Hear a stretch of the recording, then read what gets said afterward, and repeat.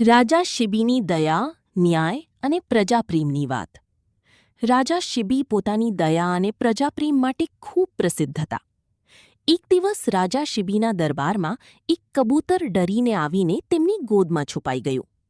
થોડા સમય પછી એક બાજ ત્યાં આવ્યો અને કહ્યું, "આ કબૂતર મારું ભોજન છે, તેને મને સોંપો." પરંતુ રાજા શિબીએ કહ્યું, "મારી શરણમાં આવેલાનું રક્ષણ કરવું મારું કર્તવ્ય છે." બાજે કહ્યું, "જો તમે કબૂતર નહીં આપો તો મને એટલું જ માંસ આપો જેટલું આ કબૂતરનું વજન છે."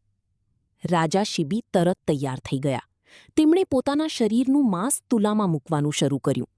પરંતુ જેટલું માંસ મૂકે તેટલું કબૂતર ભારે જ રહેતું. અંતે રાજા પોતે જ તુલામાં બેસી ગયા અને પ્રજાની રક્ષા માટે પોતાનું જીવન અર્પણ કરવા તૈયાર થયા. ત્યારે દેવતાઓ પ્રગટ થયા અને કહ્યું કે આ તેમની પરીક્ષા હતી. રાજાની દયા, ન્યાય અને પ્રજાપ્રેમ જોઈ તેઓ ખૂબ પ્રસન્ન થયા.